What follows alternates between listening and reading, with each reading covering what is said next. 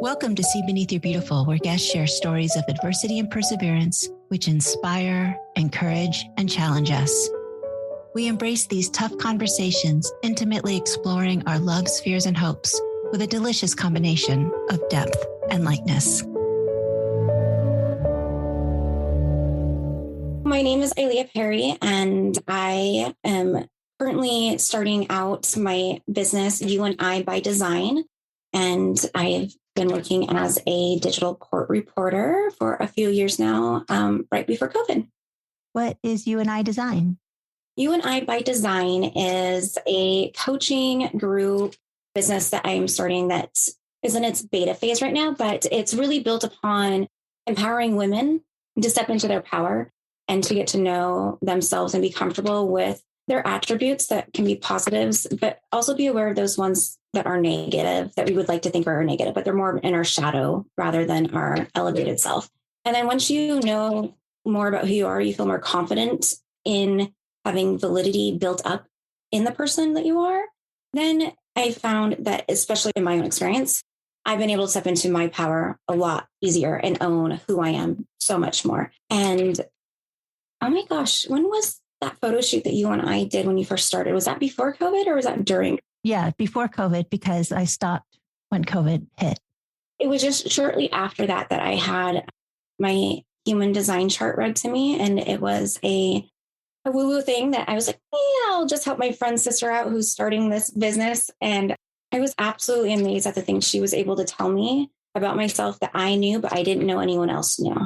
I'm talking like those things that like deep down inside, you're like, oh, I know I can be that person. And I really don't like to be that person. Oh, she's just putting it all on the table. I'm like, how do you know that? And then she also knew the best parts of me and helped me find clarity into why the COVID group that I had started for Spokane County had been so successful and taken off so well, and how that had spurred all these other side projects. And it's because of the type of person I am. People view me as someone who has the answer, someone who can find an out of the box way of getting something accomplished, which I can see, but that's not how I resonate with myself. I resonate with myself as an investigator. I study, I research, I'm always Googling, I'm always looking up information and collecting information.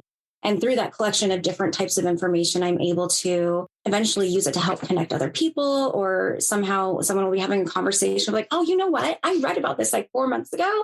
Here's this resource, you could use it. So once I had that done, I had really been stepping into my power more. And then I was working with a group of women in a court reporting school.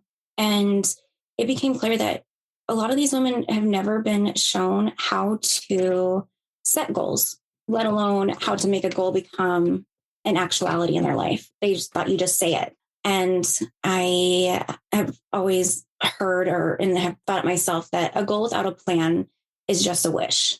Mm-hmm. Have to have an action plan. And that's the key piece that a lot of women are missing, because we don't just get taught that in school. You have to have been exposed to leadership things, been in sports, or had other things in your youth to be able to get to that point of learning those things. And so I guess for me, that's what I wanted to do, is start to help women learn how to actualize their life, their dreams, their plans, but step into their power and be authentically themselves.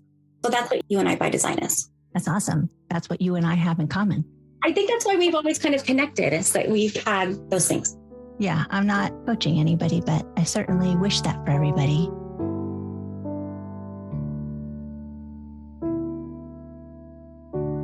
Recently, I saw on Facebook that you were sharing about a trip you were taking to Atlanta to go to a retreat. I think it was called Sapria. Will you tell me about that? Sapria retreat, it used to be called the Unique Foundation Retreat, is an amazing opportunity for women who were childhood sexual assault victims. It gives us an opportunity to go and be in a setting with other survivors and to work on building tools and processing through some of that trauma and how to get better in our lives. Even if we think that we are better, we actually still have more trauma than we're probably aware of. I was introduced to the retreat from a colleague who had also suffered childhood sexual assault, and she thought it might be good for me. And I was like, nah, I think I've got it down now. I think I'm pretty good. I've been dealing with this, like the healing process since I was 16. So that's 23 years. And I think I'm okay. And she's like, no, you need to go. No, you're not okay. Yeah. So I looked into it. And here's the amazing thing about Sapria Retreat. It costs you no money. It's an absolutely free retreat. And it's a retreat. You stay in a cabin. You have a wonderful chef that's preparing you 3 meals a day. It's on this beautiful property. They have a retreat location in Georgia and one in Utah. They're both privately owned properties that the owners donate that space to Sapria. And you work with a mental health provider and different providers for different types of modalities that you can use to help with your dealing with just the trauma or getting out of your moments of trigger. There's 3 healing practices that they really teach you to use and apply in your life. So I don't know, the word's not assaulted, but I don't know why I can't say that assaulted, but I mean, I was touched inappropriately at 7. And so that has to be an assault because I was 7. It just says, are you a survivor of child sexual abuse? Okay. And in the United States, 1 in 4 women is a survivor. They've been sexually abused in childhood or in adolescence. And that can lead us to end up living with those causes of trauma that are like triggers of trauma, with triggers, anxiety, trust issues, substance abuse for some people, sleep challenges.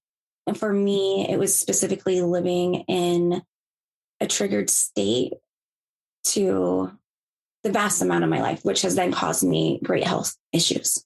Okay. Well, that's one of the things I wanted to ask you about, because you've mentioned in your posts about triggers. And I thought, I have no idea what my triggers are. So And I didn't know what mine were either. Oh, okay. That's so good, because I'm like, I feel like sometimes I overeat because I'm feeling some emotion, and yet I can't name the emotion and I have no idea what the problem is, but something is happening. And so I was just wondering what your triggers were or how you knew them, or were they, for me, I feel like they must be subconscious. I can't even click onto them. Well, and they really are subconscious. They come from the limbic system in your brain. If you make a fist like this and you tuck your thumb and over the top of your thumb, you place your 4 fingers and you hold your wrist up, it kind of looks like a brain. And this part of your brain where your knuckles are is your frontal lobe. They say that when you get triggered and you're having a trauma response, it's called flipping the lid. So you're flipping your frontal brain. It's no longer connected and you're only operating with this part of the brain, which is the limbic system, which is your survival system. It's your fight, flight, or freeze. It's been trained and passed down through epigenetics for our entire existence of humankind on when we see a big bear coming at us, whatever our ancestors' experiences may have been, we're going to be like, well, we need to run, or we're going to freeze, or we're going to play dead, or we're going to start fighting back. And when you spend a lot of your time in that limbic system, it's hard to name it because it's not connected to the frontal lobe. The frontal lobe isn't working with that limbic system. You don't know how to name it. So you have to consciously realize, like, okay, I'm doing something because I feel uncomfortable. What am I feeling? Where am I feeling that? And really work on getting in tune with your body so that you can name it, which can then bring in the capacity of the frontal lobe of working with the brain to kind of calm you down and make you realize, okay, I'm not actually in danger at this very moment. I don't need to be in this place. I can be in a normal state of mind or just a state of being. So some of my triggers, I do just want to give a trigger warning that I may say some stuff that is triggering some individuals, and it will go over childhood abuse and of sexual, physical, and verbal. I had more than one abuser in my childhood, and my first instance of abuse sexually occurred when I was not even a year old yet. I was a baby, by my stepfather's twin brother. He had molested myself and 2 of my step cousins at the same time. Oh my gosh. Sorry. Thank you. I acknowledge and accept that you are sharing your empathy with me, but it's not your fault to apologize for, because frick that mother fricker. I hear you. Totally I'm not sure if it's okay to cuss. Yeah, you can cuss. You can cuss. Fuck that motherfucker. That was my line at retreat, was like when I had these realizations, I was like, fuck that motherfucker. But that wasn't even the most, I don't remember that instance, but I'm sure my body does. My body has memory of that. Right. And then before I was even 5, I had another abuser, and then another, and then another, which ended up being my stepfather, who abused me from the time I was 10 until I was 16. And my mother says that she wasn't aware, but I'm pretty sure she was. She'd seen some things that just, man, if I as a mother walked in on, I'd be like, what the hell are you doing? Right. Right. Also, this man was very abusive towards my mother. There was domestic violence in my household. My mother was, well, she's still alive, so she's deaf. She grew up in an institution. They called it the School for the Deaf, but it was an institution. She was sent away all year. And I think she just never really knew what love was like, but she did suffer abuse in that place. And I will never know the full scope of that generational trauma that has been passed down, and it's cyclic, but she just never thought that she deserved better than what she had. Mm-hmm. And I was frequently used as a manipulation tool in that relationship. So whenever they would fight, it was always my fault. And she would get very angry with me. And believe it or not, my abuser was my preferred parent. I didn't know my real father. And my mom was so mean that if I wanted to go to the movies, to the dollar theater, because we were quite poor, I wouldn't dare ask her. I would go and ask him because he was the nicer parent. Right. Which kind of just created even more of an emotional mind block issue there. This person caused me great harm, but they were also the person I trusted and knew that I could benefit as a child from. Does that make sense? Yes. And so the problem I've had with my abuser, say he's an abuser. He is. And own that, please. Hera, breathe into that and own that. I don't know I just feel like, well, the reason I can't say it is because he was a boy in the house and he was touching me, and I didn't jump right up and scream. I let it happen, I feel like, until I finally did get up, but also my body responded and it felt good. And so the shame that I carried for so long with that, until a couple years ago when a counselor said, your body is made to respond. Like that's what it's physically supposed to do. Like you're perfectly normal. It's like when you scratch behind a dog's ear and their back leg starts to go, like it's going to scratch more. We're a species of animal. There's things that we can't control in our body. Our parasympathetic and sympathetic nervous systems are not things that we are in control of. And when you didn't get up right away, that wasn't because you let it happen. Your limbic system decided that if I freeze and I don't say anything, then it will stop or I won't be hurt. Right. Is what I'm going to do. That was a trauma response. My trauma response was very similar. And I have many memories, which are just flashes and then blackness. Mm-hmm. And then there's some quite vivid. And I only have one with my stepfather in which I fought because he was such a domineering man. He was quite the narcissist. Everyone thought he could be quite charming, or he was well-spoken and he could talk anybody's ear off, but he was freaking scary and you never wanted to cross him. I learned to read the emotions in a room before I learned to speak. Mm-hmm. The night that I fought back was a direct result of watching a television show as a family. And I believe it was that old show, Walker, Texas Ranger. And there was a woman who had been assaulted, and I believe she'd been raped. And my mom said to me, if that ever happens to you, don't fight back like that because you'll just end up dead. And I got so pissed off. I mean, I could still, even now I can feel this rage just bubbling in my gut of like, how dare you tell me not to fight for myself? Because I think that you know what your husband's doing to me. Mm-hmm. I didn't say that out loud, but that's what I was thinking. And I remember turning my head and glaring at her. And I said, no, I will fight, because at least if I die, they didn't take my fucking dignity. Mm-hmm. And I wasn't talking necessarily about my stepfather, but I was just talking about men in general. Mm-hmm. And he must have taken it as if I was talking about him, though. Because the next day, I was on my way to a casting call for a modeling agency. My mother was supposed to be driving me. It was later in the day, near evening, and yet she was gone to go get coffee from a coffee stand, which was out of character. And I was called downstairs, and he had a pornographic film playing on the TV, which was his MO. And he told me to undress and take my shirt off. And I refused. No, I won't do it. And he yelled at me and threatened me and told me to do it. And I said, no. And he came over, and it was a button up shirt, and he ripped it and buttons went flying everywhere. And then he started to tell me to take my bra off. And I said, no. And I started pushing his hands away, and he was ripping my bra off and had his hands on my chest. And my mother walks in the front door and deadpan says, what are you doing? I told you just to scare her, not to touch her. Oh my gosh. So a lot of my time at the retreat was actually spent on dealing with the trauma of my mother abandoning me, essentially. Right. Because when I finally did tell her openly and like stopped the silence and opened up about it, I was angry because she had been in this stage of asking me constantly, what's wrong with you? What's wrong with you? What's wrong with you?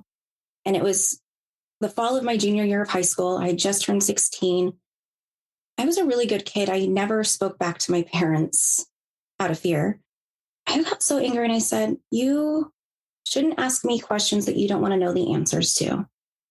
And she was like, what does that mean? And I just remember all the times that stuff had happened that I was like, how does she not know this is happening right now? And I said, well, it's pretty fucking sad when your husband keeps trying to come and fuck me and I don't want it. And you're not even fucking aware. I don't even remember exactly what I was said, but that was like the gist of what I was trying to get out. And she looked at me like she had no idea what I was talking about. And she went and grabbed a 22 rifle from their closet, put it by the front door, and pointed it at him when he had come home and told him to leave. And that was the first time she'd ever stood up for me. 2 weeks later, though, we had moved out. She decided to go back to the house for a night because she wanted to be there for my brothers. And I knew she was never coming back. And she didn't. And from that point on, I'd been on my own. And how old were you? 16. I just turned 16. The night that happened to me, I finally did get up and I went onto the couch, but I didn't wake my mom up. I waited till the morning. And I remember telling her, but I don't know if she didn't believe me or just was overwhelmed with 6 kids and just didn't do anything. But she didn't do anything about it. And that set me on a lifetime of, I don't matter. And boy, did I believe that, Yeah. I think that's something else that we have shared. And maybe that's where I kind of got more connected to you through social media, is the posts that you've shared about your mother and that hard relationship that you'd had there. Just one of longing, really. And then she died when I was 18. So I've had to forgive her posthumously. I've had to figure out how to forgive her and realize she was just a woman doing the best she could with whatever tools she had. She was a single mom of 6 kids. It was chaos in that house. I get that she didn't want me to be hurt and perhaps just didn't know how to protect me. Yeah. I wonder if maybe she had been a victim of abuse. She had, for sure. I know she was raped at 12 and she was married at 15. I know that there was no tools in her toolbox. And so the more I parented and failed as the perfect mother, I forgave her more and more. And now she died at 46. I'm 54. I totally understand what happened. Yeah. That doesn't change the fact that it's really hard for me to care for this little Hara that is so scared. I keep doing the work and I have to go back and find little Hara that's scared in that house it's really exhausting. And so that's why I was curious about what you've just gone through and then you said something about triggers. I'm like, well, I don't even know what my triggers are.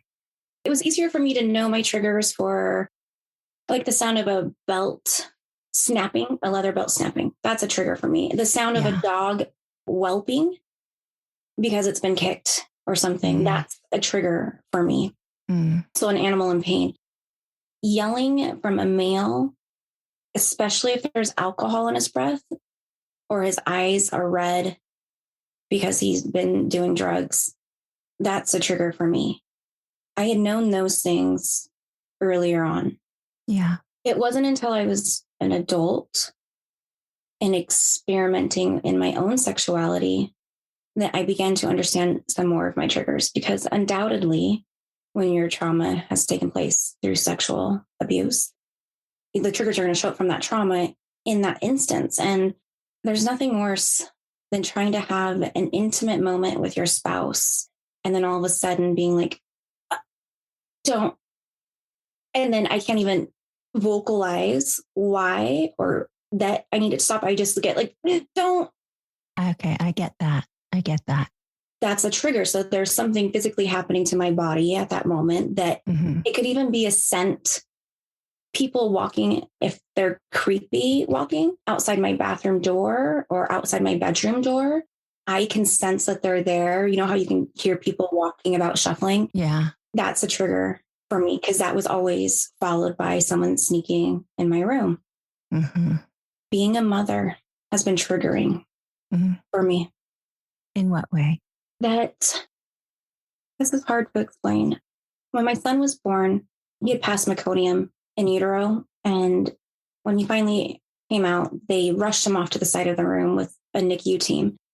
And I kept yelling, like, is he okay? Is he okay? And nobody was answering me. It was like I no longer existed. There was a doctor stitching me up, all these nurses. The room was full of all these people, but no one was hearing my voice. And pretty soon, my mother bear came out. My mama bear roared fiercely. And when I had that moment, I was so angry at my mom because I knew in that moment there was nothing that somebody would be able to do to my child that I would not be able to freak out about. There's no way that this would happen. So I knew right away what a mother bear was like. And then when I became a mother to my daughter, I was very scared that somehow I was going to continue this cycle of mother and daughter, generation after generation in my family, having this unhealthy disdain for one another. But sometimes just being a mother and disciplining my children or not disciplining my children when I should be because I don't want to be anything like that.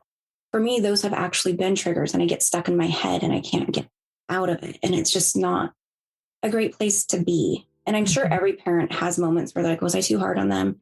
And I'm not even talking about spanking. I'm not talking about corporal punishment, but it's the words, it's the tone, right? So I've triggered myself by being a mother, if that makes any sense. Yeah, I get that.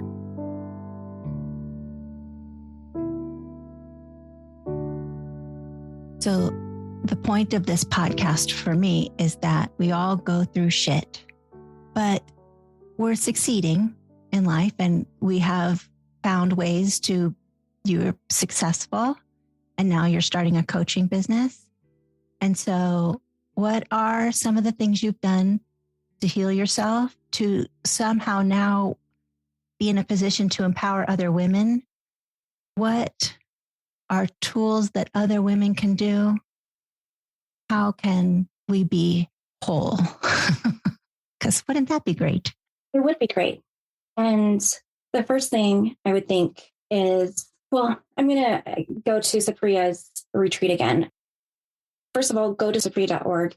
It's a free retreat. You just have to get yourself to the destination. They house you. They give you all sorts of tools. You get to try Tai Chi and yoga and Muay Thai, where you can kick this instructor's ass. And there's space to go on walks and be alone in nature. And I highly recommend anybody, as long as your abuse had taken place under the age of 18, and there's no degree of abuse. If you were touched inappropriately in a sexual manner and you were not consenting and consent can't be given by minors, then you were abused. Take advantage of it. I just appreciate you saying that because obviously I didn't consent, even though it looked like I was. There was this one staff member that had used a term that had gone beyond consent, and it was intentional and prolonged consent. So even if I say yes, and then 5 minutes later I say no, you don't get to continue. Right. And it has to be intentional consent. Like I have to be intentionally giving it. Like I have to be participating and wanting to give it. Well, lacking some self-worth from a young age, I can tell you that I have had Oh yeah. countless instances where the answer was no, and yet I was still involved doing it. Like it's just easier. Let's be done with this. I think that we also learn that it is easier to just, okay, it's just gonna be over really quick, and I can try to block it out and it'll be gone. Yeah. Terrible. But yeah.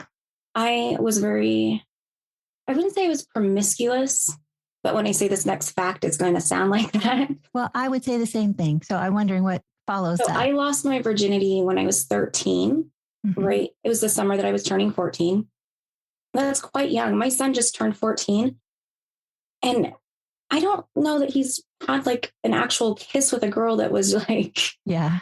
Yeah. So to think about where I was and what I was doing, but I think I had learned in some way that my body was the only way that I could feel loved. Same. Yeah, exactly. And I truly believed that was the only way to get love. I don't think it was until I say this a lot, that it was until my mid 40s that I could be loved for my personality or something other than my body. It was a real mind-blowing discovery. How come I wasn't taught that I was perfectly lovely as a person instead of only what my body could provide? That's so terrible to me and sad. And mothers who are listening to this, I encourage you to go and tell your daughters this, but more so than your daughters, tell your sons and teach them about informed consent and intentional and prolonged consent. I really like that. Asking from the very beginning, can I give you a hug? That's setting a great boundary and level of respect for people in your life. Don't force your children to go give Aunt Susie or Uncle John hugs and kisses that they haven't earned and that the child doesn't want to give. We're all autonomous. These bodies belong to us. They're ours. And that was one of the first things I had to learn and to get into. And so some of the tools that I started using early on were counseling. And I didn't find that to be as meaningful, but I did find that I felt better when I was getting physical activity in, and if I could just exert whatever was in me. I guess I didn't necessarily realize at the time that what I was doing was getting rid of this tension or trauma that had been bottled up, but I was able to get it out. And that felt amazing. And I remember being a teenager and I'd go for runs, long runs. And all along the way, I'd like to keep myself going. I would like sing military cadences, trying to just keep it going. And it was just, that just worked really well for me.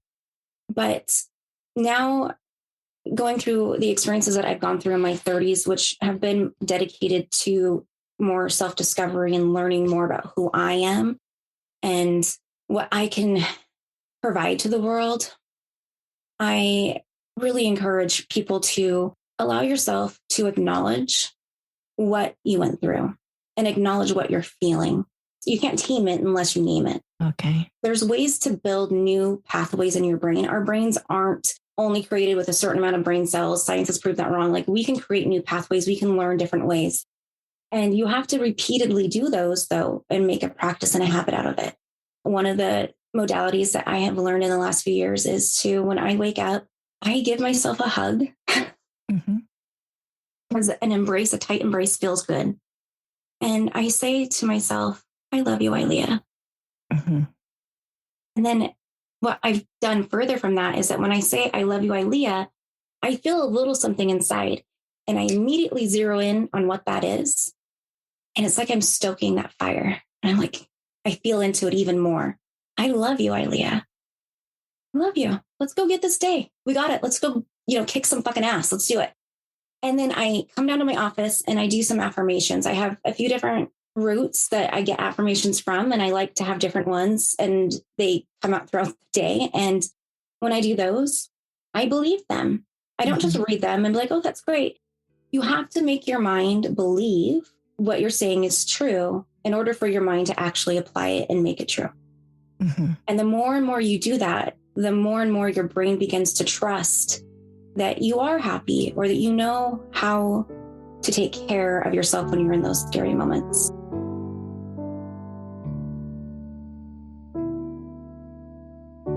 I heard my daughter say something negative about herself. And I thought, well, that's crazy, because she's absolutely beautiful. She's doing the best she can. She's perfect. And then I realized, well, I'm a little girl too in there. And so I am so kind to myself, so kind to the little Hara that didn't get any of that she needed. And so that is how I learned to love myself, by remembering that there's a little girl inside of me that is just precious. No matter whatever crazy shit I have done to her, she's still in there and is in this little frilly dress, twirling around in the summer sun on the grass with no cares in the world. Your conversation just now about little Hara reminded me of when I think this process really started for me in my 30s. And it was when I was 34. I had attended a convention, a conference for a product that I was selling. And Joseph McClendon III was there, and he is a motivational speaker who works frequently with Tony Robbins. And I had never really been all that rah-rah type, but I had sworn that I was all in. He made us promise ourselves and promise him that we were all in. And he walked us through this exercise that was very somatic, very in your body. He had you tasting lemon, and my mouth was watering, but there was no lemon to be found. It was just a very visualized, guided meditation. And at the end of that meditation, you end up being in front of this person that you then realize is you as a child. And I don't think I've ever cried so hard in my life, because I saw 10-year-old me, which was the age when, to me, the horrible abuse happened. And I just looked down at those big brown eyes looking up at me with the curly hair, all a mess. And I just wanted her to know, we make it. We make it. We go on to be successful. We've seen money you could only ever dream of. We are loved. We have children, and we have broken the cycle. You're going to have some shit. It's going to be hard, but we get through it and we make it. And that was the most empowering moment of my life, because had you asked me that day before that had happened, like, how did you make it out of Hilliard? You grew up in the poorest zip code in the state at that time, and you suffered abuse. And out of 4 children, you're the only one who's made it to live in a successful life, owning a home, etc., having a career. Not in jail, never in jail. And I would have said, oh, you know what? I had some really great examples set for me through friends as moms. I had an aunt that I really admired. And I think I just saw that there was a different life. And that's what I strived for. I always gave the credit to other people. I never took it for myself. And in that moment, I realized those were models for me. And I am appreciative of those experiences. But they're not responsible for where I am. I was homeless at 16. I still graduated high school, and I go on to make great money and have success and love and happiness and satisfaction in life. I did that. I acknowledged myself. I loved myself, which can be hard, but you get in there. And then having mindfulness is what really allows you to have that acknowledgement and get into yourself. I'm mindful that if I notice my jaws clenched and I start to feel my teeth hurting or something, I want to check in with myself and see what else I'm feeling, and then look around or like try to pinpoint, why am I feeling like this? What's going on? And that's how you find out what your triggers are. Okay. I am triggered, unfortunately, by my husband, who reminds me of my stepfather in a lot of ways, which is the sad, sick thing. about traumatized girls is we end up finding security in the same type of men who traumatized us. Mm-hmm. And my husband's a good man. In no way is he a bad man. He's a wonderful, good man, and an excellent provider, the best dad I've ever seen. My daughter's so lucky. But he does things with me that trigger me. And I didn't even know I was doing one thing until I was at retreat. We were working on this body love, kind body exercise and sharing ways that we don't treat our bodies so nicely. That's something they help you with there. And it's a really great exercise. And I would love for you to be able to have that. But as these other participants were sharing their experiences, I thought that I loved my body just fine and that I was good. But they talked about these other things. It's not just like saying, oh, I'm so fat, I'm so ugly. It's not just like cutting yourself. It's eating to engorgement, right? Till you're sick. It's starving yourself until you're fainting. For me, my hair has always been an identifying factor for me. When I was a kid, my hair was much, much curlier. And I was always that little girl with a weird name with the really big curly hair. Mm-hmm. And my stepfather never let me cut my hair. And the 2 times that I did cut my hair, there were serious consequences. And then in my relationships with men, they too seem to think that they have some control or right to dictate what length my hair is. Yeah. And I hate it. But it's always but your hair's just so beautiful. And I'm like, I'm not my fucking hair. I don't like it. This is too much. I don't want it touching my face. I don't want it on the back of my neck in the summer. It feels like I'm wearing a wool cap all the time. So you know what I do? I hide my hair. I put it up in this little top knot and I frequently readjust it. Sometimes I haven't washed it in weeks and it's matted and it just makes the bun bigger. And I don't even I just gather that up and put the scrunchie around it. I didn't realize that that's what I was doing. I was like, in what way am I harming my body? In what way am I not caring for myself? Mm-hmm. Yeah, I could go a week without washing my hair because it's curly and I have a lot of it and it's not gross at that point. But after that, that's just not okay. I'm hiding it because everyone else feels like they can control me with it. And they're men. Fuck no. So right now I'm trying to learn to love my hair. In that exercise, I was getting really angry. It was like a Britney Spears moment when she shaved her head. Yeah. And I was like, if you guys had clippers right now, I knew they were on property, I would ask for them and I would just shave my head. And I understand how Britney Spears felt in that moment with all of the control. And she just wanted to be herself. And I am not my beauty. I am me. Right. I am me. That's been my new motto. Oh, yeah. I am me. I am Ileia. I am me. I'm not my hair. I'm not someone's wife. I'm not someone's mother. I'm not someone's daughter. I'm not someone's sister. I am Ileia. And I am a bright fucking light. And I step into it and I will shine brightly because together with other people, allowing their lights to shine with mine, we can create a whole bright collective. And that is so, I literally got goosebumps. Like I feel into that so much. And I believe it's so true that that's how I've been able to do my healing. And with that, I was also able to forgive my mother at this retreat. Oh, wonderful. I have been seeing a new coach because I'm on this endless quest. Like I always feel like I'm right there. This is the one who's going to get me over the edge. But really, she did something the last 2 sessions that I feel like the freedom, I can taste it.